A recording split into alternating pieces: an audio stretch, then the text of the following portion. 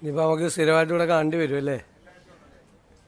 നോക്കാം, പറ്റുമെങ്കിൽ എത്തും. നിങ്ങളോട് പറയല്ലേ പറയണ്ട ആദ്യം. ഞാൻ എപ്പോഴും പറയാറില്ലേ, എന്ത് രഹസ്യം ഉണ്ടെങ്കിലും ആദ്യം നിങ്ങളോടെ പറയുള്ളൂ.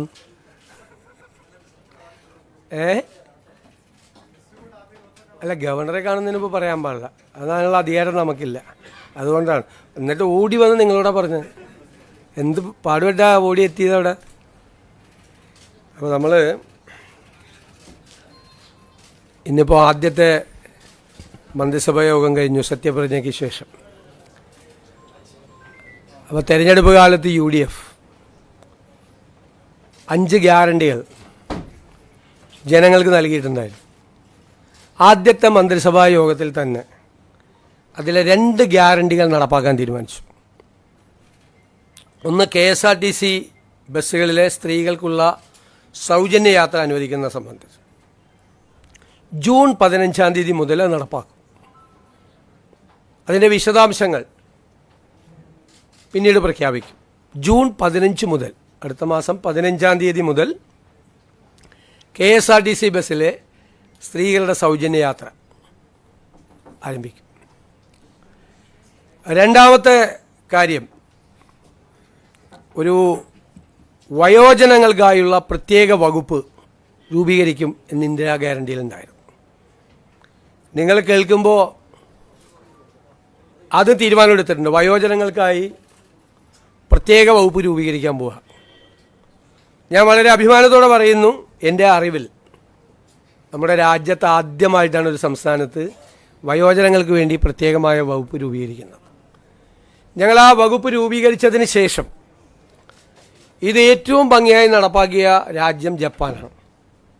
ഏറ്റവും ഭംഗിയായി വയോജനങ്ങളുടെ ഒരു ജീവിതം തന്നെ മാറ്റിമറിച്ച വിപ്ലവകരമായ ഒരു നടപടിയാണ് ജപ്പാനിലെ ഗവൺമെൻറ്റുകൾ സ്വീകരിച്ചത്. നമുക്കിപ്പോൾ എല്ലാം ചെയ്യാനുള്ള പരിമിതികൾ നമുക്കുണ്ട്, എങ്കിലും ആ മോഡൽ കൂടി പരിശോധിക്കും. അതിനുള്ള ഒരു നല്ല സ്റ്റഡി അടുത്ത 1-2 മാസത്തിനുള്ളിൽ പൂർത്തിയാക്കി കേരളത്തിലെ വയോജനങ്ങളെ, ഞാൻ കരുതുന്നത് ഒരു സമൂഹം പരിഷ്കൃതമാണോ അല്ലയോ എന്ന് പരിശോധിക്കാനുള്ള ഒരു അളവുകോൽ ആ സമൂഹത്തിലെ മുതിർന്ന ആളുകളോട് എങ്ങനെ പെരുമാറുന്നു എന്നതാണ്. ഇപ്പം നമുക്ക് കേരളം സിവിലൈസ്ഡ് സൊസൈറ്റിയാണ്, പരിഷ്കൃത സമൂഹമാണെന്ന് ലോകത്തോട് മുഴുവൻ വിളിച്ചു പറയണമെങ്കിൽ പ്രായമായവരുടെ അല്ലേ, അവരോട് ഏറ്റവും മാന്യമായി, അവരെ കരുതലോടുകൂടി, അവരെ ചേർത്ത് പിടിച്ചുകൊണ്ടുള്ള ഒരു സമീപനവും പദ്ധതികളും കേരളത്തിലുണ്ടാകണം ധാരാളമായി. ഒരു വകുപ്പ് രൂപീകരിച്ച് അവിടെ കുറേ സെക്രട്ടറിയും ഉദ്യോഗസ്ഥരും വയ്ക്കുന്ന അല്ല അതിൻ്റെ ഉദ്ദേശം. വലിയ ലക്ഷ്യങ്ങളാണ് അതിൻ്റെ അകത്തുള്ളത്. സ്വപ്നതുല്യമായ കാര്യങ്ങൾ ഈ വയോജന വകുപ്പ് രൂപീകരിച്ചതിൻ്റെ പുറകിലുണ്ട്. അത് പുറകെ സ്റ്റെപ്പ് ബൈ സ്റ്റെപ്പായിട്ട് നടക്കും. അതിനുള്ള വിശദമായ ഒരു പഠനം തന്നെയാണ് വയോജന വകുപ്പിനെ സംബന്ധിച്ചുള്ള. നമുക്ക് കേരളത്തിന് വലിയ താമസമില്ലാതെ ലോകത്തോട് മുഴുവൻ ഉറക്കെ വിളിച്ചു പറയാൻ പറ്റണം, ഞങ്ങളാണ് സിവിലൈസ്ഡ് സൊസൈറ്റി, ഞങ്ങളുടെ പ്രായമായവരെ എങ്ങനെയാണ് നോക്കുന്നത് എന്ന് പറയണം. അതാണ്. അപ്പോൾ ആ 2 ഗ്യാരണ്ടി നടപ്പാക്കാനുള്ള തീരുമാനം എടുത്തിട്ടുണ്ട്. ഇനി നമ്മൾ ഈ വാക്കാണല്ലോ പ്രധാനം. വാക്ക് പറയുമ്പോൾ മറന്നുപോലെ ഭയങ്കര എളുപ്പമാണ്. പക്ഷേ വിശ്വാസ്യത എന്ന് പറയുന്നത് ഏറ്റവും പ്രധാനപ്പെട്ടൊരു കാര്യമുണ്ട്. ഞാൻ തന്നെ ആശാ വർക്കർമാരുടെ പന്തലിൽ പോയി സമരം അവസാനിപ്പിക്കുന്നതിന് മുമ്പും സമരം അവസാനിപ്പിച്ച ദിവസം ഒരു വാക്ക് പറഞ്ഞിട്ടുണ്ടായിരുന്നു. ആദ്യത്തെ ക്യാബിനറ്റിൽ നിങ്ങളുടെ സഹായങ്ങൾ പ്രഖ്യാപിച്ചു തുടങ്ങുന്നു. എല്ലാം അവരാവശ്യപ്പെട്ട മുഴുവൻ കാര്യങ്ങളും ചെയ്യണമെന്ന് നമുക്കുണ്ട്. പക്ഷെ നിങ്ങൾക്കറിയാമല്ലോ, നമ്മളൊരു സമ്പദ് വ്യവസ്ഥയെക്കുറിച്ചുള്ള ഒരു പഠനങ്ങളൊക്കെ നടക്കുന്നേ ഉള്ളൂ. എങ്കിലും ആദ്യഘട്ടത്തിലായി അവർക്ക് 3000 രൂപയുടെ വർധനവ് പ്രഖ്യാപിക്കുകയാണ്. ആദ്യത്തെ ക്യാബിനറ്റ് യോഗം തീരുമാനിച്ചു. റിട്ടയർമെൻറ്റ് ബെനഫിറ്റിനെ സംബന്ധിച്ചിട്ടുള്ള യോഗം അടുത്ത 1 മാസത്തിനുള്ളിൽ തന്നെ അതുകൂടി തീരുമാനിച്ചു പ്രഖ്യാപിക്കും. കാരണം അതിൻ്റെ കുറച്ച് ഫിനാൻഷ്യൽ ലയബിലിറ്റിയും മറ്റ് കാര്യങ്ങളെക്കുറിച്ചുള്ള റിപ്പോർട്ടുകൾ വളരെ പെട്ടെന്നല്ലേ, നമ്മളിപ്പോൾ ചാർജ് എടുത്താലേ നമുക്കിതൊക്കെ ചോദിക്കാൻ പറ്റുള്ളൂ. അതൊക്കെ വരാനുള്ള ചില കാലതാമസങ്ങൾ കൊണ്ട് മാത്രമാണ്. അപ്പോൾ അവരോട് പറഞ്ഞ വാക്കുകൾ തീർച്ചയായിട്ടും പാലിക്കും. ആദ്യഘട്ടത്തിലാണ് 3000 രൂപ വർദ്ധിപ്പിക്കുന്നത്. റിട്ടയർമെൻറ്റ് ബെനിഫിറ്റിൻ്റെ കാര്യം ഒരുപാട് തീരുമാനിപ്പിക്കും. കുറച്ചുകൂടി കഴിയുമ്പോൾ അടുത്തൊരു ഘട്ടവും കൂടി പ്രഖ്യാപിക്കും. ഇപ്പോൾ നമുക്ക് ഇപ്പോൾ ഉള്ളത് 9,000 രൂപയാണ് ഇപ്പോൾ ഉള്ളത്. അത് 12,000 രൂപ ആവും ഇപ്പോൾ. പിന്നെ അംഗൻവാടി ജീവനക്കാരുടെ വർക്കർമാർ, ഹെൽപ്പർമാർ, അവരുടെ പ്രശ്നങ്ങൾ നമുക്ക് അറിയാം. ഞാൻ തന്നെ നിയമസഭയിൽ അവതരിപ്പിച്ചിട്ടുണ്ട്, ഞങ്ങൾ തന്നെ നിയമസഭയിൽ അവതരിപ്പിച്ചിട്ടുണ്ട്. അവരുടെ കാര്യം മറന്നുപോയിട്ടില്ല എന്ന് അവരെ ഓർപ്പിക്കാൻ കൂടി വലിയ തുകയൊന്നുമല്ല, 1,000 രൂപ അവരുടെ വരുമാനത്തിൽ വർദ്ധിപ്പിക്കും. വലിയ തുകയൊന്നുമല്ലത്. അവർക്ക് 14,500 രൂപയും 15,000 രൂപയുടെ നിലവിൽ കിട്ടുന്നത്. അതിനോടൊരു 1,000 രൂപ കൂടി. സാമ്പത്തിക സ്ഥിതി കുറച്ചുകൂടി മെച്ചപ്പെടുമ്പോൾ അവരുടെ കാര്യം മറന്നുപോയില്ല, നിങ്ങളുടെ കാര്യവും ഞങ്ങളുടെ ഓർമ്മയിലുണ്ട് എന്നാ പാവങ്ങളോടുള്ള ഒരു മെസ്സേജാണിത്. 1000 രൂപ കൂട്ടിയത് നിങ്ങൾ ഞങ്ങളുടെ മനസ്സിലുണ്ട് എന്നുള്ളൊരു മെസ്സേജ്, സന്ദേശം അതാണ്. പിന്നെ സംസ്ഥാനത്തെ പാചക തൊഴിലാളികളുടെ വേതനം വളരെ മോശമാണ്. അവർക്കും അതുപോലെ തന്നെ ഒരു 1000 രൂപ നമ്മൾ വർദ്ധിപ്പിച്ചിട്ടുണ്ട്. സംസ്ഥാനത്ത് ജോലി ചെയ്തു വരുന്ന പ്രീ പ്രൈമറി ടീച്ചർമാരുടെയും ആയമാരുടെയും ഓണറേറിയം അതും ഒരു 1000 രൂപ കൂട്ടിയിട്ടുണ്ട്. ഇതെല്ലാം നമ്മളതിൻ്റെ സാമ്പത്തിക ബാധ്യതകളെല്ലാം പരിശോധിച്ചതിന് ശേഷമാണ് ഇതെല്ലാം ചെയ്തത്. അതുകൊണ്ടാണ്, ഇല്ലെങ്കിൽ 2,000 രൂപയും 3,000 രൂപയൊക്കെ കൊടുക്കണമെന്ന് ആഗ്രഹം ഉണ്ടായിരുന്നു. 1000 രൂപ ആക്കിയത് അതാണ്. പക്ഷേ നമ്മളൊരു ടാർഗറ്റ് ചെയ്തിട്ടുണ്ട്. ഞാൻ പറയാം പിന്നീട് സാമ്പത്തിക സ്ഥിതി എങ്ങനെയാണ് മെച്ചപ്പെടുത്താൻ പോകുന്നതെന്നൊക്കെ. അതിപ്പോൾ ഇന്നെല്ലാം കൂടി പറയണ്ടല്ലോ. ഒരു പ്ലാൻ ഉണ്ട് നമുക്ക്. ആ പ്ലാൻ നമ്മൾ ഇംപ്ലിമെൻ്റ് ചെയ്ത് കഴിയുമ്പോൾ ഉണ്ടാകുന്ന ഒരു വ്യത്യാസം വരും. അതിനൊരു ടൈം ഫ്രെയിമും ഉണ്ട് നമുക്ക്. അതെല്ലാം അടുത്ത ദിവസങ്ങളിൽ അതിൻ്റെ പൂർണ്ണമായ തീരുമാനം നമ്മൾ വരും കേട്ടോ. ഇതാണ് ചെയ്തിരിക്കുന്നത്. പിന്നെ നമ്മുടെ നിയമസഭാ സമ്മേളനം മെയ് 21 MLA-മാരുടെ സത്യപ്രതിജ്ഞ നടത്താനും 22 സ്പീക്കറെ തിരഞ്ഞെടുക്കുന്നതിനുമായി നിയമസഭയുടെ ഒരു പ്രത്യേക സമ്മേളനം വിളിച്ചു ചേർക്കാൻ ബഹുമാനപ്പെട്ട ഗവർണറോട് ഞങ്ങൾ ശുപാർശ ചെയ്തിട്ടുണ്ട്. അങ്ങനെയാണെങ്കിൽ അതിൻ്റെ അംഗീകാരം കിട്ടുന്നതനുസരിച്ച് മെയ് 29 ഗവർണറുടെ നയപ്രഖ്യാപന പ്രസംഗം കൂടി ഉണ്ടാവും. നമ്മുടെ സഭയിലെ ഏറ്റവും സീനിയറായ അമ്പലപ്പുഴ MLA കൂടിയായ മുൻ മന്ത്രി ശ്രീ G. സുധാകരനെ പ്രോടൈം സ്പീക്കറായി നിയമിക്കുന്നതിന് നമ്മൾ തീരുമാനമെടുത്തിട്ടുണ്ട്. G. സുധാകരനാണ് പ്രോടൈം സ്പീക്കർ.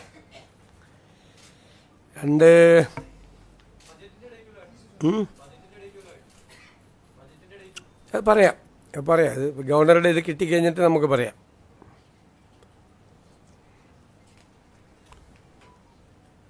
പിന്നെ നിലവിലെ advocate general Shri K. Gopalakrishna Kurup രാജിവെച്ചിട്ടുണ്ട്. അദ്ദേഹത്തിൻ്റെ രാജി സ്വീകരിച്ചു. അഡ്വക്കേറ്റ് ജയ്ജു ബാബുവിനെ അഡ്വക്കേറ്റ് ജനറലായി, സീനിയർ അഡ്വക്കേറ്റാണ് ഹൈക്കോടതിയിലെ സീനിയർ അഡ്വക്കേറ്റ് ശ്രീ ജയ്ജു ബാബുവിനെ അഡ്വക്കേറ്റ് ജനറലായി നിയമിക്കാൻ തീരുമാനിച്ചു. അതുപോലെ director general of prosecution Shri TA ഷാജിയുടെ രാജി സ്വീകരിച്ചു. Shri T. Asaf Ali, advocate T. Asaf Ali, അദ്ദേഹം നേരത്തെയും ഡയറക്ടർ ജനറൽ ഓഫ് പ്രോസിക്യൂഷൻ ആയിരുന്നു പണ്ട് ഉമ്മൻചാണ്ടി സർക്കാരിൻ്റെ കാലത്ത്. അദ്ദേഹത്തെ ഡയറക്ടർ ജനറൽ ഓഫ് പ്രോസിക്യൂഷൻ ആകാൻ വേണ്ടിയിട്ട് തീരുമാനമെടുത്തിട്ടുണ്ട്. പിന്നീട് വളരെ പ്രധാനപ്പെട്ട തീരുമാനം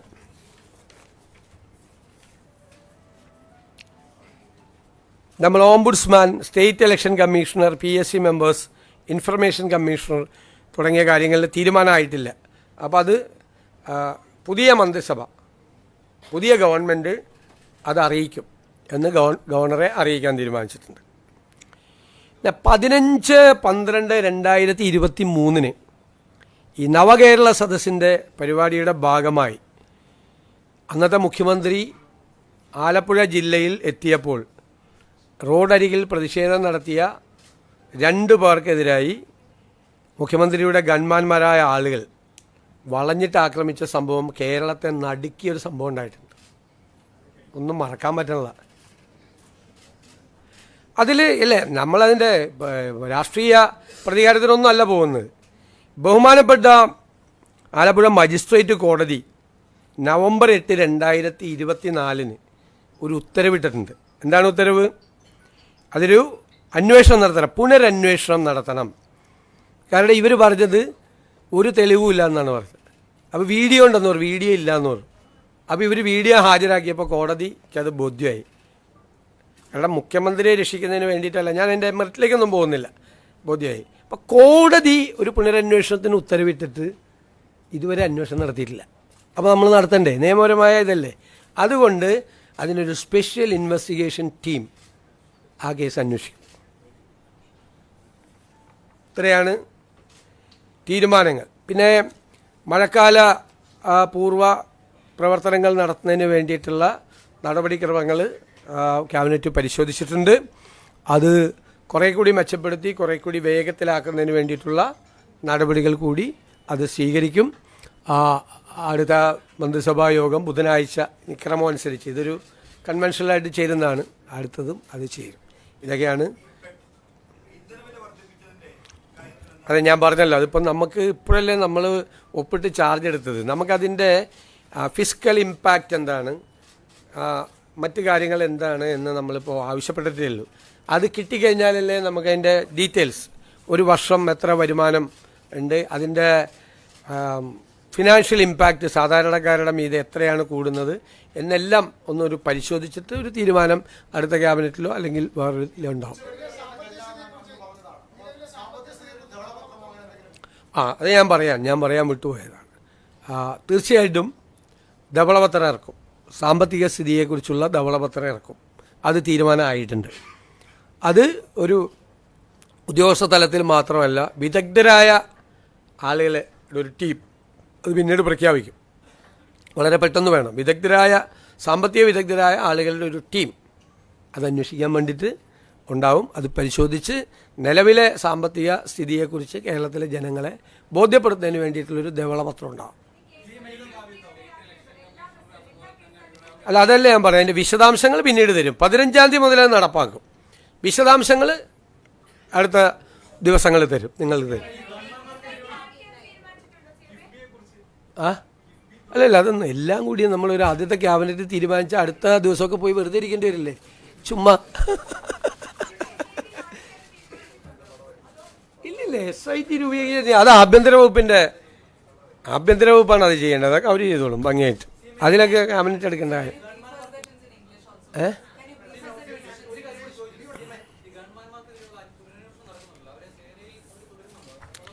ഗവൺമെൻറ് അത് ആഭ്യന്തര വകുപ്പ് പരിശോധിക്കാറില്ല, വേറെ വകുപ്പിൽ കയറി ഇടപെടാൻ പാടില്ല. ഇല്ലില്ല, അതൊക്കെ പറയാ. നമ്മളൊന്ന് ഒപ്പിട്ട് ഇങ്ങ് വന്നല്ലേ ഉള്ളു. ഒന്ന് ഒരു അത്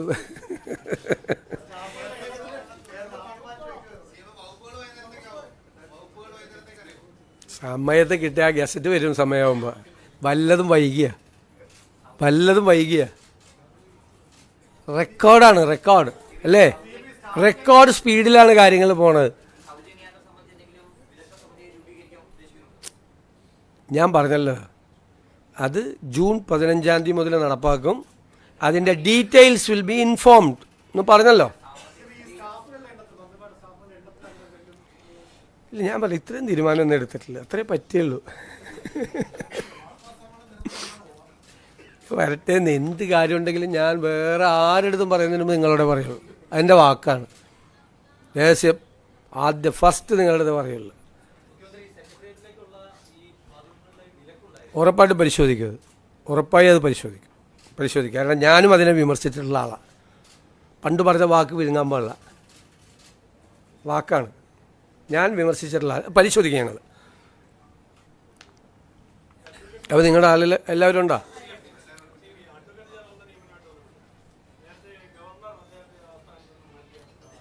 ആരെ? ഏത് സ്ഥാനത്ത് നിന്ന്? അതിനെന്തിനാ എല്ലാവരും ജീവിതകാലം മുഴുവൻ കേരളത്തിൽ വരുന്ന എല്ലാ ഗവർണർമാർക്കും ഒരാളെ അഡ്വൈസറായിട്ട് വയ്ക്കാൻ പറ്റുമോ? അതെന്താ കാര്യം?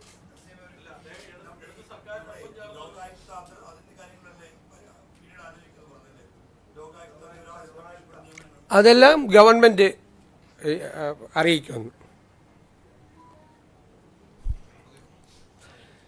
The first cabinet meeting decided to implement 2 Indira guarantees offered by the UDF. First of all, the free journey of women in the KSRTC buses. it will be implemented from June 15th onwards, 15th June onwards. The details will be informed later. Second, we are going to constitute a new department for the old age people. I think this will be the first one in India. We have many dreams about the old age people. The reason is that aging is a big problem in Kerala also. And how you are measuring whether it is a civilized society or not. We think that how the society is respecting the old age people, that is the measurement yard for checking that society is civilized or not. Our dream is that a day will come, Kerala will declare to the entire world that we are a civilized society, we are looking after our old age people decently. And third, we have offered, when the ASHA workers were on the street, in front of the secretariat, they have started long-term agitation. Myself went there and many UDF leaders went there. Then we offered that we will make actions to cure your problems. And the first cabinet will take a decision in favor of you. So, we kept our word. The first cabinet, we have decided to increase 3,000 rupees per month to all the ASHA workers as honorarium. Then for the Anganwadi workers, helpers, we increase 1,000 rupees per month. For the cooking staff in the schools, we are giving them 1,000 rupees per month more. And for the pre-primary teachers and ayahs, their honorarium is also increased by 1,000 rupees. And we have decided our pro tem speaker, Mr. G. Sudhakaran, senior MLA, will be the pro tem speaker. We have recommended to the Honorable Governor to convene the assembly for the swearing in of the MLAs and for the selection of the speaker. Then on 21st, swearing in of the MLAs, 22nd, election of the speaker, and 29th for the address by the Honorable Governor. And we have appointed Senior Advocate Mr. Jaju Babu as Advocate General, and another senior fellow, Advocate T. Asaf Ali, as the Director General of Prosecution. These are the items.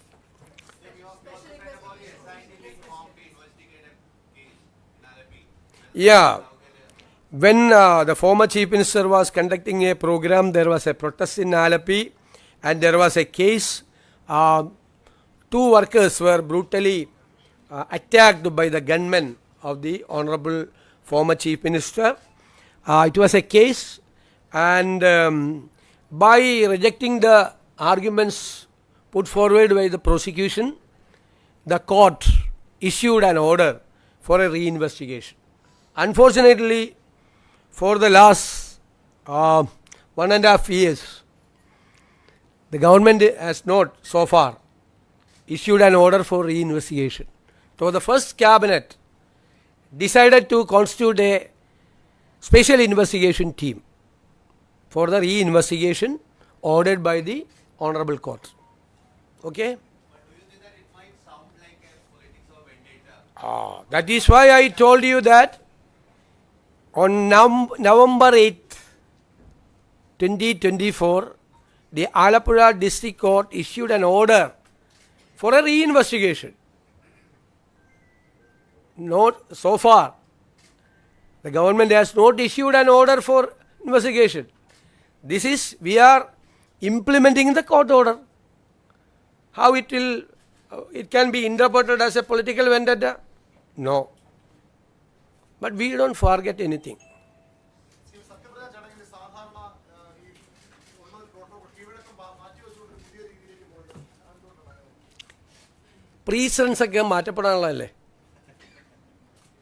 Precedence എന്ന് വെച്ച് കഴിഞ്ഞാൽ ഒരു 100 കൊല്ലം കഴിഞ്ഞാൽ ഇത് 150 കൊല്ലം മുമ്പുള്ള precedence എന്ന് പറഞ്ഞിട്ട് കാര്യമുണ്ട്. ഇത് നിങ്ങൾ കണ്ടില്ലേ, ഈ സത്യപ്രതിജ്ഞ നിങ്ങൾ കണ്ടില്ലേ. ഈ സത്യപ്രതിജ്ഞയിൽ വന്ന അതിഥികൾ ആരൊക്കെയായിരുന്നു? ശ്രീ രാഹുൽ ഗാന്ധി, ശ്രീ മല്ലികാർജുൻ ഖാർഗെ, ശ്രീമതി പ്രിയങ്ക ഗാന്ധി, 3 സംസ്ഥാനങ്ങളിലെ മുഖ്യമന്ത്രിമാർ, 2 സംസ്ഥാനങ്ങളിലെ ഉപമുഖ്യമന്ത്രിമാർ, നിരവധി സംസ്ഥാനങ്ങളിൽ നിന്നുള്ള മന്ത്രിമാർ, ഛത്തീസ്ഗഡിലെ മുൻ മുഖ്യമന്ത്രി ശ്രീ ഭൂപേഷ് ബാഗൽ. ഇതിനു മുമ്പ് ഏതെങ്കിലും സത്യപ്രതിജ്ഞയ്ക്ക്, ഏതെങ്കിലും ഗവൺമെൻറ്റിൻ്റെ ഒരു സത്യപ്രതിജ്ഞയ്ക്ക് ഇത്രയധികം നേതാക്കൾ ഒരുമിച്ച് വന്ന സമയം ഉണ്ടായിട്ടുണ്ടോ? കേരളത്തിലെ പ്രതിപക്ഷ നേതാവ്, പ്രതിപക്ഷ നേതൃനിരയിലെ BJP പ്രസിഡന്റ്, CPI സെക്രട്ടറി, മുസ്ലിം ലീഗിൻ്റെ സമുന്നതനായ നേതാവ് പാണക്കാട് തങ്ങൾ ഉൾപ്പെടെ ഒരു വലിയ നിര അല്ലേ. അവിടുത്തെ ക്രൗഡ് എന്താണ്? നമുക്ക് നിയന്ത്രിക്കാൻ പോലും പറ്റാത്തൊരു ക്രൗഡ് അല്ലേ. അത് നമുക്കറിയായിരുന്നു മുൻകൂട്ടി സംഭവിക്കുമെന്ന്. അപ്പോൾ സുരക്ഷിതത്വവും മറ്റു കാര്യങ്ങളും എല്ലാം പരിഗണിച്ച് അവരുടെ കൂടെ സാന്നിധ്യത്തിൽ ഇല്ലേ, എല്ലാവരുടെയും ആരെയും മാറ്റി നിർത്തിയിട്ടില്ല. അവിടെ കുറച്ച് പേരെ കൊണ്ടുപോയി താഴെ ഇരുത്തുകയും കുറച്ച് പേരെ കൊണ്ടുവന്ന് സ്റ്റേജിലിരുത്തുകയും അല്ല ചെയ്തത്. ശ്രദ്ധിച്ച പ്രധാനപ്പെട്ട ഡിഗ്നിറ്ററീസിനെല്ലാം നേരിട്ട് തന്നെ ഞാൻ വിളിച്ചത്. മുൻ മുഖ്യമന്ത്രിയെ അദ്ദേഹത്തിൻ്റെ വസതിയിൽ പോയിട്ടാണ് ക്ഷണിച്ചത്. അദ്ദേഹം സ്നേഹപൂർവ്വം ആ ക്ഷണം സ്വീകരിച്ച് അദ്ദേഹം എത്തി. ഞാൻ പ്രത്യേകം നന്ദി പറയുകയാണ്. ബാക്കി ഞാൻ BJP പ്രസിഡന്റിനെല്ലാം ഫോണിൽ MLA ആയിട്ട് ജയിച്ചു വന്ന ആളാണ്. BJPയുടെ സംസ്ഥാന പ്രസിഡന്റാണ് ശ്രീ ബിനോയ് വിശ്വം ഉൾപ്പെടെയല്ല. എനിക്ക് പറ്റാവുന്നത്ര സമയപരിധി ഉണ്ട്, അറിയാമല്ലോ. എല്ലാവരെയും നേരിട്ട് ബന്ധപ്പെട്ട് എല്ലാവരുടെയും സാന്നിധ്യത്തിൽ, ഇത് ജനങ്ങൾ തിരഞ്ഞെടുത്തൊരു മന്ത്രിസഭയല്ലേ അല്ലേ, അത് സത്യപ്രതിജ്ഞ ചെയ്യുമ്പോൾ എല്ലാവരുടെയും സാന്നിധ്യത്തിൽ ചെയ്യണം. അത് കേരളം പുതിയ ചില സന്ദേശങ്ങൾ ഞാൻ പറഞ്ഞല്ലോ, നമ്മൾ വരുമ്പോൾ ചില സന്ദേശങ്ങൾ കൊടുക്കുമെന്ന് പറഞ്ഞു. അതാണ്. അപ്പോൾ എൻ്റെ ഒറ്റ മറുപടിയല്ല, എപ്പോഴും പ്രീസിഡൻസ് എന്ന് പറയരുത്. ഒരുപാട് പ്രീസിഡൻസ് ഇനി മാറ്റപ്പെടും. ഇതൊരു വേറൊരു ജനകീയമായ സത്യപ്രതിജ്ഞ ചടങ്ങാണ്. ഞാനല്ലാതെ പറയേണ്ടത്, നിങ്ങളാണത് വിലയിരുത്തി വാർത്ത കൊടുക്കേണ്ടത്. എങ്ങനെയായിരുന്നു സത്യപ്രതിജ്ഞ? ഇങ്ങനെ ഒരു സത്യപ്രതിജ്ഞ നിങ്ങൾ കണ്ടിട്ടുണ്ടോ?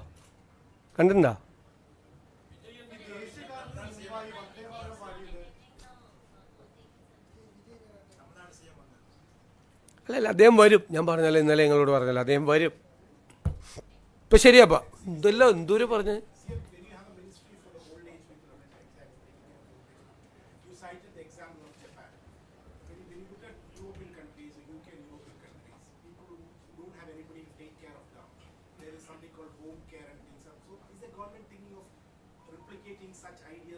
Definitely, we have to protect each and every old age people.